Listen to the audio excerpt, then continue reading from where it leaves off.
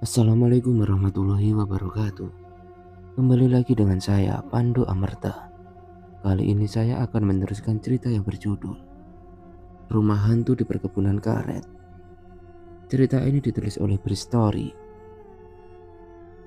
Yang baru datang di channel ini, jangan lupa untuk mengklik tombol subscribe dan lonceng notifikasinya, biar kalian gak ketinggalan cerita-cerita misteri lainnya. Jangan lupa juga untuk mampir di akun milik Bristory. Bisa langsung kunjungi link yang ada di deskripsi.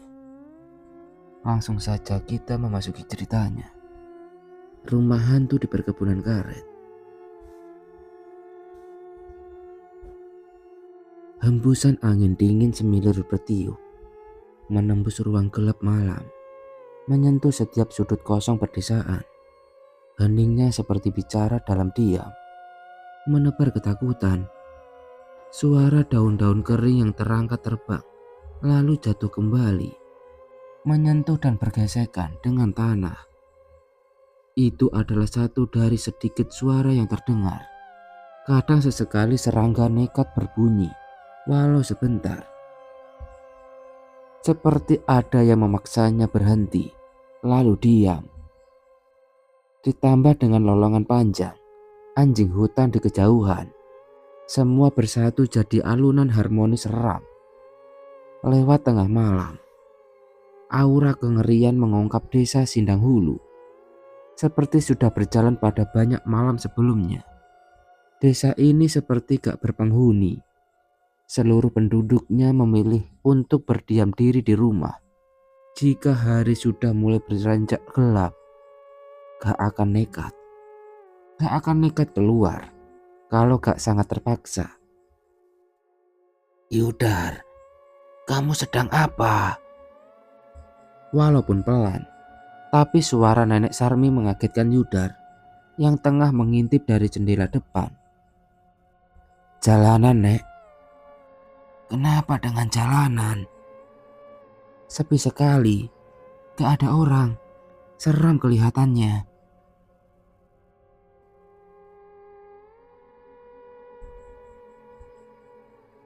Percakapan nenek dan cucunya di dalam rumah itu mungkin bukan satu-satunya interaksi yang masih terjadi di dalam desa. Bisa jadi ada keluarga lain yang sedang melakukan hal yang sama, tertarik untuk memperhatikan apa yang sedang akan terjadi di luar. Suasana mencekamnya benar-benar terasa. "Yudar, sudah Yudar, ayolah tidur." Nenek Sarmi agak memaksa Yudar untuk berhenti mengintip keluar. "Iya, Nek." Gak berlama-lama, akhirnya Yudar menuruti perintah neneknya. "Kamu ini kok seperti gak kapok-kapok ya? Padahal baru beberapa hari yang lalu ketemu dengan hantu jubah hitam. Sudahlah, lebih baik diam di dalam, tidur sampai malam selesai." Di dalam kamar, percakapan kembali terjadi dengan suara pelan, nyaris berbisik. Nenek Sarmi sekali lagi menegur cucu kesayangannya. "Iya, Nek, maaf. Aku cuma penasaran. Kenapa sih belakangan ini desa kita kalau malam hari suasana sangat mencekam?" Yudar bilang begitu. "Nenek juga sih gak mau cerita semuanya. Aku kan pengen tahu ada apa sebenarnya." Yudar melanjutkan. "Besok pagi nenek janji akan cerita semuanya. Sekarang tidurlah." Nenek Sarmi berucap begitu. "Iya, Nek, tapi besok janji ya akan cerita semuanya." Yudar mengikuti perintah neneknya, lalu memaksa diri untuk tidur.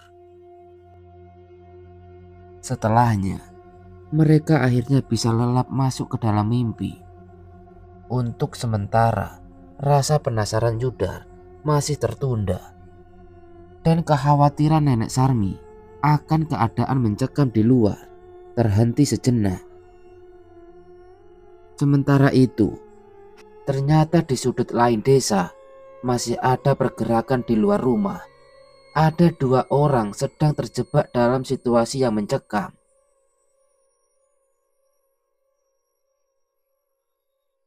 Sudah aku bilang beberapa kali dari kemarin, bagusnya kita berangkat ke sini besok pagi aja. Kan jadi gak sampai tengah malam seperti ini. Malah terjebak, gak bisa kemana-mana. Mana aku tahu kalau perjalanan kita tadi akan kesasar di dalam hutan. Harusnya sebelum gelap sudah sampai sini.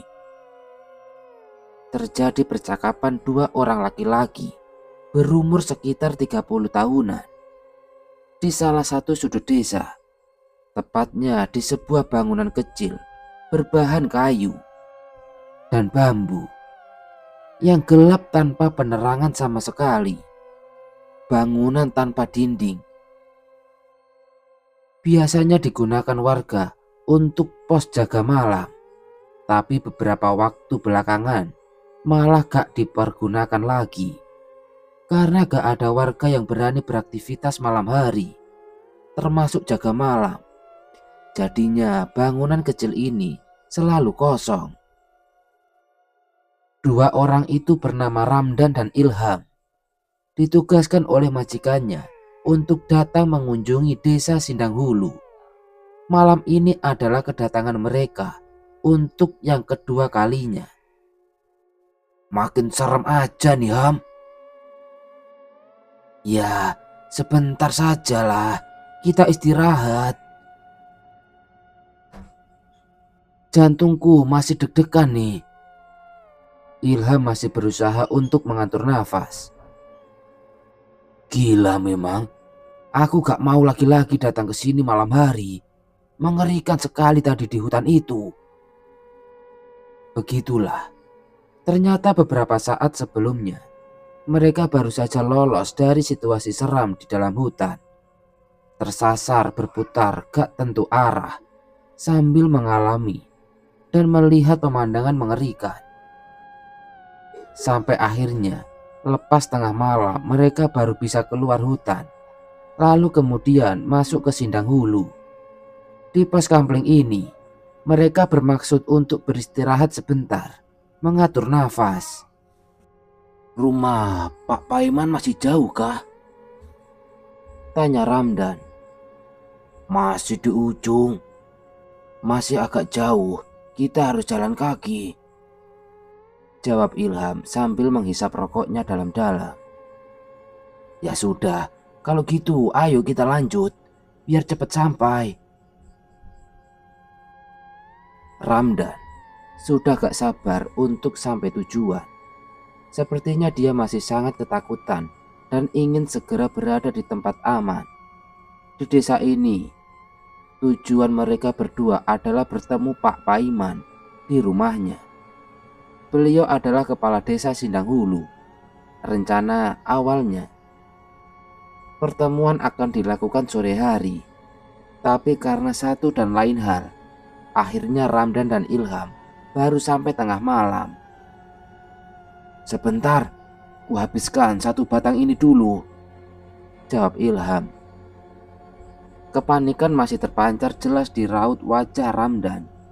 Gestur tubuhnya menunjukkan seperti itu. Selalu melihat ke sekeliling, memperhatikan sekitar, memandang ke sana kemari. Ayolah Ham, kan bisa nanti saja di rumah Pak Kades untuk merokoknya. Iya ya, sebentar lagi kita jalan, jawab Ilham. Sementara suasana di sekitar mulai ada perubahan. Ada yang aneh. Yang tadinya masih terdengar ada suara serangga malam, mendadak jadi sunyi. Entah apa penyebabnya, desa ini jadi sangat senyap. Ilham yang beberapa menit sebelumnya sudah sempat bisa menikmati rokok, detik berikutnya seperti tersadar akan adanya perubahan. Seperti Ramdan, dia lalu langsung memperhatikan sekeliling. Ada apa Ham? Tanya Ramdan ketika melihat gelagat temannya. "Ayo, kita jalan lagi," ucap Ilham sambil membuang rokok yang sebenarnya masih menyisakan beberapa hisapan lagi. Ramdan tanpa ucap langsung mengangkat tas kecilnya, lalu melangkahkan kaki mengikuti Ilham, meninggalkan pos kampling menuju rumah Pak Kades. Angin yang tadinya menyisir gak bergerak, perlahan makin terasa desirnya. Dingin mulai menjalar di tubuh dua laki-laki yang tengah berjalan kaki menembus sepinya desa ini. Ilham menarik jaket lusuhnya, menutup bagian dada dengan mengaitkan kancingnya satu persatu. Sementara Ramdan yang berjalan di sebelahnya terus menunjukkan mimik khawatir. Gesturnya masih ketakutan, tapi sama sekali gak mau mengucapkan. Ya, sebenarnya mereka berdua sudah sama-sama merasakan ada perubahan ini.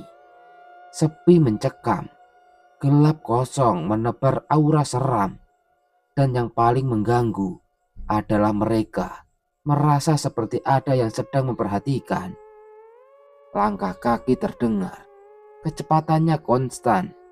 Energi yang sudah terkuras di hutan tadi membuat Ramdan dan Ilham gak bisa berjalan lebih cepat, apalagi berlari. "Semoga Pak Paiman mau menampung kita malam ini, tidur di rumahnya ya. Kalau gak begitu, di mana kita harus tidur nanti?" ucap Ramdan dengan nafas tersengal. "Kamu sudah pernah ketemu sendiri kan? Pak Paiman itu orang baik. Pasti bolehlah kita menginap semalam." Ilham menjawab tanpa sedikit pun menoleh ke arah Ramdan, malah terus memperhatikan sekitar.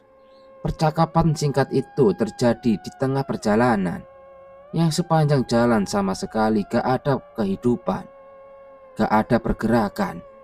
Setiap bertemu ada rumah penduduk, nyaris semuanya gak ada penerangan, seperti gak berpenghuni.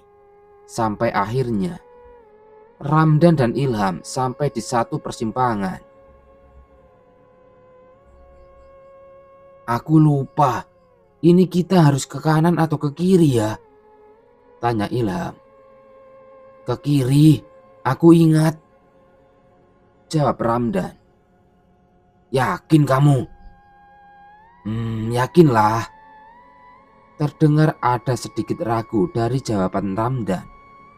Ya sudah, gak ada pilihan lain buat Ilham selain ikut omongan Ramdan.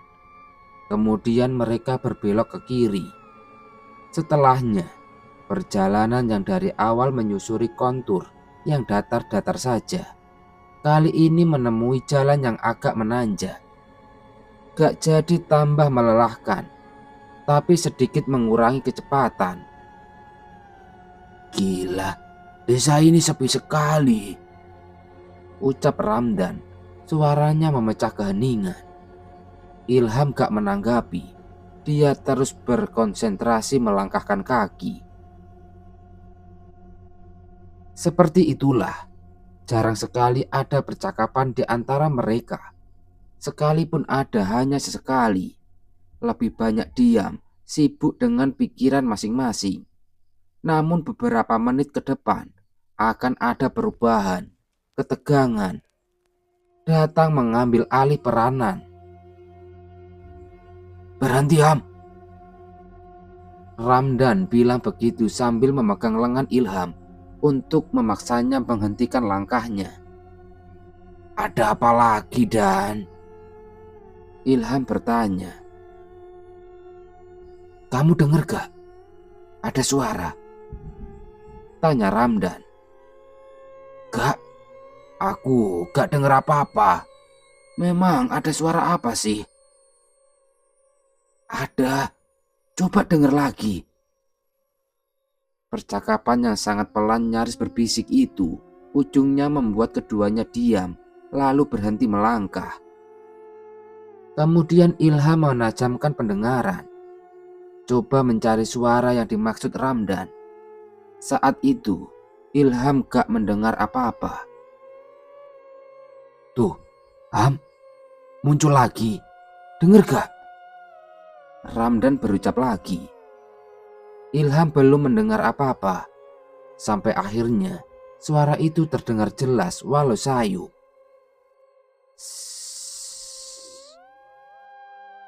Seperti itu suaranya. Desis panjang, seperti suara desir angin.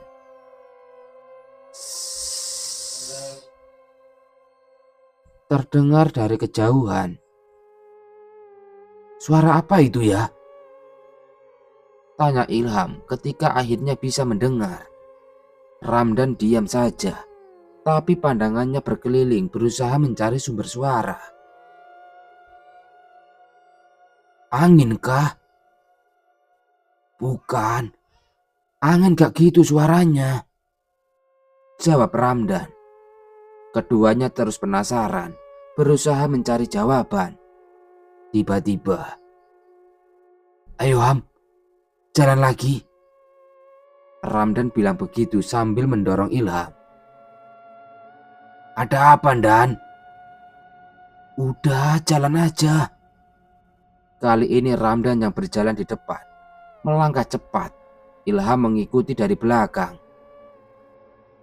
Itu ada rumah, kita ke situ dulu. Ramdan bilang begitu. Setelah melihat ada bangunan cukup besar berdiri di pinggir jalan sebelah kiri. Lagi-lagi Ilham ikut kemana Ramdan melangkah. Sambil masih kebingungan kenapa tiba-tiba temannya bersikap seperti itu. Sementara itu suara masih terdengar sesekali. Hanya bersilang beberapa puluh detik kemudian, Ramdan dan Ilham sudah sampai di teras depan bangunan gelap ini. Letaknya sekitar 15 meter dari jalan. Assalamualaikum. Ilham mengucap salam ketika sudah persis berada di depan pintunya. Ramdan berdiri agak di belakang sambil kecemasan masih memenuhi pikirannya. Gak ada jawaban. Sekali lagi Ilham mengucap salam. Assalamualaikum. Tetap gak ada jawaban.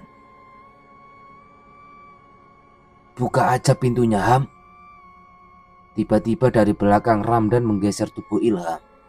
Lalu tangannya meraih ganggang pintu. Dan ternyata pintu gak terkunci. Dengan mudah Ramdan membukanya. Ayo masuk, cepat. Tanpa pikir panjang, Ilham ikut masuk ke dalam mengikuti Ramdan yang sudah buru-buru masuk terlebih dahulu. Di dalam, mereka berdiri sejenak memperhatikan sekitar. Coba mencari tahu bangunan apa sebenarnya yang mereka masuki ini. Bangunan ini berbentuk segi empat, cukup besar, berdinding anyaman bambu. Tembok tebal hanya menjadi pondasi setinggi kira-kira 1 meter. Di kanan dan kiri pintu masuk ada 2 jendela dalam keadaan tertutup. Pada dinding kanan kiri juga ada beberapa jendela tanpa kaca. Nyaris semuanya tertutup, kecuali 2 jendela yang ada di sebelah kanan. Keduanya terbuka lebar. Dari situ bisa terlihat pemandangan di luar. Dari jendela yang terbuka, inilah Ramdan dan Ilham mendapat sedikit cahaya pantulan dari langit. Sehingga sedikit banyak bisa melihat dalam remang gelap. Di bagian depan bangunan yang kosong, nyaris tanpa perabotan ini, ternyata ada ruang kecil tanpa pintu. Ukurannya kira-kira 2 kali 3 meter. Di kanan kiri ruang kecil ada lemari panjang yang berisi barisan buku-buku.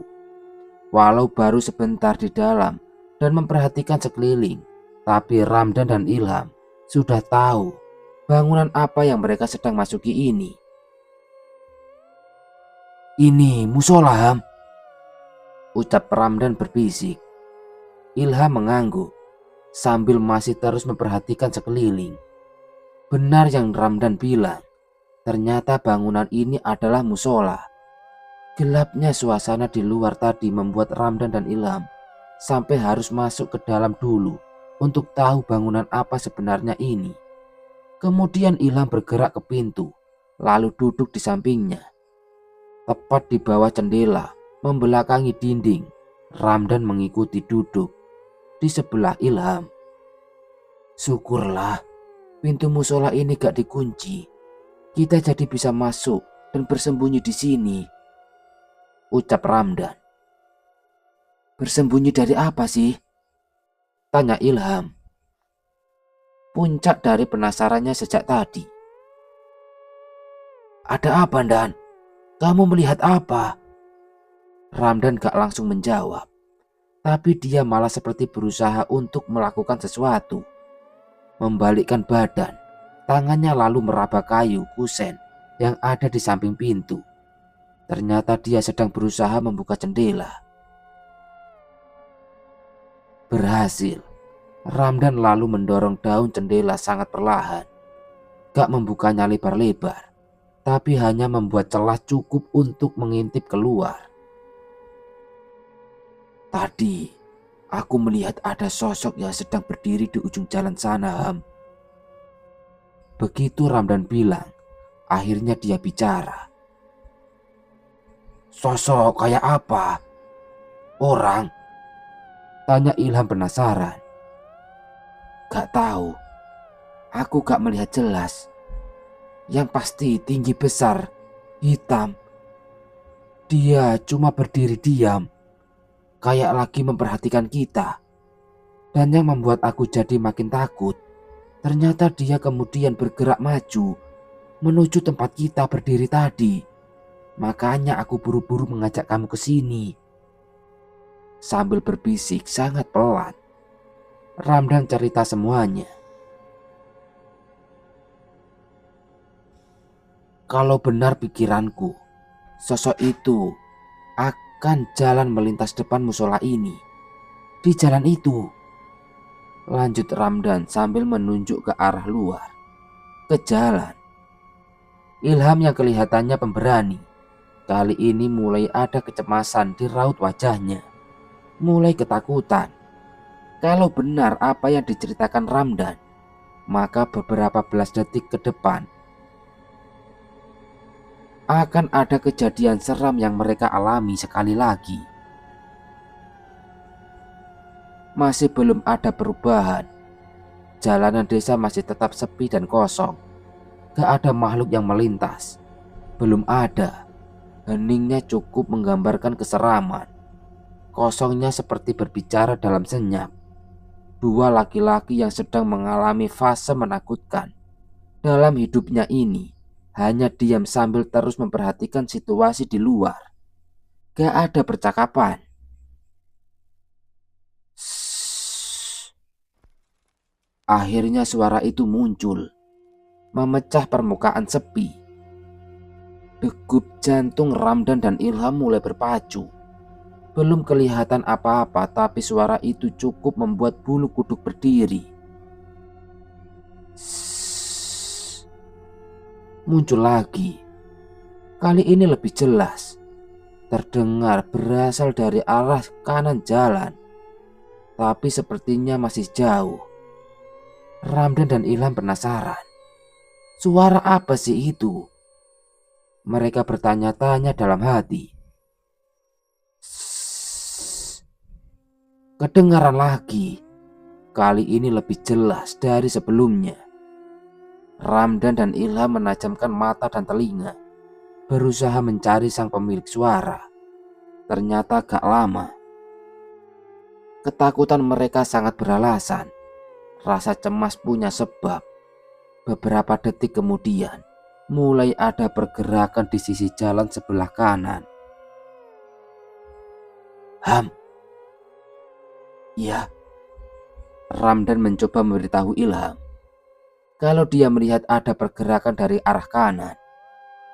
Ada sosok yang masih terlihat berbentuk seperti bayangan hitam, berjalan pelan menembus remang gelap. Belum kelihatan jelas karena masih tertutup pepohonan. Sosok misterius ini terus bergerak sampai akhirnya bisa benar-benar terlihat jelas. Karena gak ada lagi yang menghalangi pemandangan Ramdan dan Ilham. Seram, sungguh seram pemandangannya sedang terhampar di depan musola ini. Ternyata sosok seram ini bergerak berjalan seperti melayang. Gerakannya sangat halus, bentuknya tinggi besar, tubuhnya berbalut. Terlihat seperti jubah hitam panjang sampai menutupi kaki. Jubahnya bergerak-gerak tertiup angin. Sementara itu, desis panjang terus terdengar jelas. Bertambah seram ketika mulai muncul lolongan panjang anjing hutan dari kejauhan. Walaupun takut, namun Ramdan dan Ilham gak melepas pandangan, terus menatap sosok seram itu. Penasaran, berbalut ketakutan. Namun tiba-tiba ada suara yang terdengar seperti pintu terbuka. Ramdan dan Ilham sontak langsung berpandangan, bertanya-tanya, pintu mana yang terbuka? Terdengar sekali lagi. Kali ini lebih panjang dan jelas suaranya. Tentu saja, Ramdan dan Ilham sontak langsung melihat ke asal suara. Ya, akhirnya mereka tahu suara itu berasal dari mana. Akhirnya tahu pintu mana yang terbuka. Ternyata di sebelah kanan musola ada bangunan kecil yang menempel di dinding. Kelihatan seperti ruangan kecil. Dan tampaknya biasa dipergunakan sebagai gudang. Kira-kira seperti itu. Nah, pintu gudang inilah yang baru saja menimbulkan suara. Suara yang timbul karena ternyata pintu itu ternyata terbuka dengan sendirinya. Seram, tentu saja. Sejenak Ramdan dan Ilham teralihkan dari pandangan. Di depan musola mereka sekarang lebih memperhatikan pintu gudang. Suara terbuka masih terdengar karena memang kelihatan belum terbuka lebar. Mencekam. Ramdan dan Ilham menahan nafas, memperhatikan dalam ketakutan ini. Lebih mencekam karena jarak gudang sangat dekat, hanya beberapa meter saja. Akhirnya berhenti. Pintu gudang gak bergerak lagi. Sudah dalam keadaan terbuka lebar, Ramdan dan Ilham jadi bisa melihat ke dalam gudang. Walau hanya gelap yang kelihatan, karena sama sekali gak ada pencahayaan. Setelah itu, sejenak suasana kembali hening. Gak ada suara sama sekali. Sepi, tapi hanya sebentar. Kira-kira 5 menit kemudian, lagi-lagi muncul suara mencurigakan. Suara mencurigakan itu berasal dari dalam gudang. Terdengar jelas karena pintunya dalam keadaan terbuka. Suaranya seperti ada pergesekan satu benda di atas lantai. Seperti ada barang yang bergeser, bergerak. Laki-laki Ramdan dan Ilham tercekat diam, ketakutan, sambil terus memperhatikan. Tapi suara itu hanya muncul sebentar saja. Setelah itu menghilang, meninggalkan sepi dan hening di belakang. Melihat gak ada pergerakan lagi di gudang, perlahan Ramdan kembali mengalihkan pandangannya ke depan musola. Betapa tercengangnya dia, karena sosok seram yang dia lihat sebelumnya ternyata masih ada dan gak sendirian. Di jalan depan, sosok seram itu sudah menjadi ada 3 dengan bentuk penampakan yang nyaris sama. Dalam remang gelap, ada 3 sosok seram sedang berdiri diam menghadap musola. Tapi tiba-tiba, Ramdan. Ilham bersuara pelan sambil menarik tangan Ramdan, seperti memberi kode menyuruh untuk melihat ke gudang. Ramdan menangkap maksud Ilham, lalu sekali lagi mengalihkan pandangan jadi ke pintu gudang, mencari tahu apa yang Ilham mau tunjukkan. Ilham diam, tubuhnya bergetar ketakutan. Begitu juga Ramdan, gak berani bersuara, sekalipun untuk bernafas. Mereka terpana, membisu, tubuh kaku ketika melihat ada yang sedang bergerak keluar dari gudang. Ya, ada benda yang sedang berjalan keluar dari dalam gudang.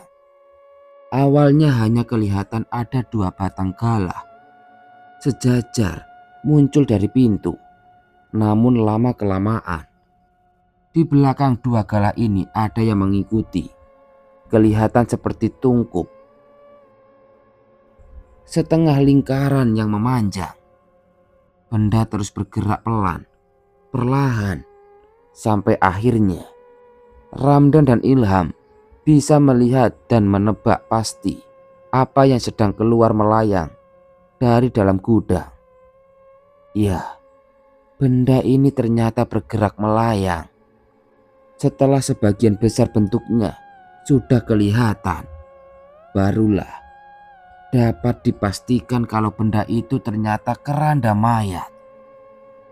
Ada keranda jenazah terbang perlahan keluar dari gudang.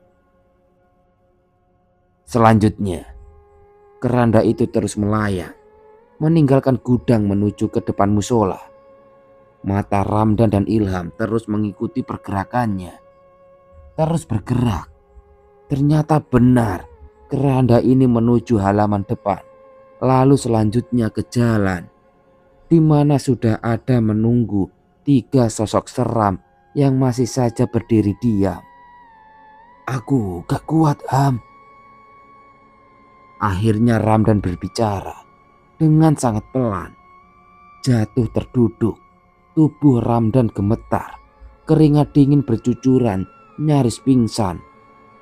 Ilham gak menjawab, tapi tangannya meraih daun jendela, lalu menariknya, menutup jendela. Setelahnya mereka gak bisa lagi melihat pemandangan seram itu. Kembali ke posisi semula, Ramdan dan Ilham duduk bersandar, membelakangi dinding, tetap diam gak bersuara, membiarkan makhluk-makhluk seram di luar beraktivitas, sambil berharap dan berdoa supaya pergerakan mereka terus di luar musola. Di sisa malam, mereka tetap dalam lingkup kecemasan dan ketakutan. Walaupun gak melihat secara langsung, namun suara-suara menyeramkan di luar tetap bisa mereka dengar. Masih sangat menakutkan. Sampai akhirnya ketika sudah semakin mendekati waktu subuh, kegiatan, pergerakan di luar berhenti. Terdengar dari suaranya yang gak terdengar lagi. Sepi. Lelah karena perjalanan panjang dan peristiwa yang baru saja mereka alami, Ramdan dan Ilham akhirnya tertidur. Bang, bangun bang. Sudah subuh. Maaf ya. Ramdan dan Ilham terbangun karena ada mendengar suara seperti itu. Ternyata musola sudah dalam keadaan terang dan sudah ada belasan warga berada di dalam. Abang berdua ini dari mana, mau kemana? Tanya salah satu warga. Kami mau ke rumah Pak Kades, tapi datang kemalaman, jawab Ilham. Setelahnya mereka mulai sedikit menceritakan tentang peristiwa yang baru saja dialami. Singkatnya, setelah selesai sholat subuh, Ilham penasaran tentang keranda mayat yang ada di dalam gudang. Lalu dia minta izin untuk membuka pintunya untuk melihat ke dalam. Apa yang Ilham lihat?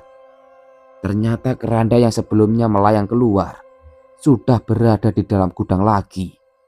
Sudah kembali ke tempat asalnya. Gimana lanjutan kisahnya? Kita sambung minggu depan ya. Yang pasti bakal tambah seru dan mencekam. Sampai di sini dulu cerita kali ini. Tetap jaga hati, perasaan dan kesehatan, supaya bisa terus merinding bareng.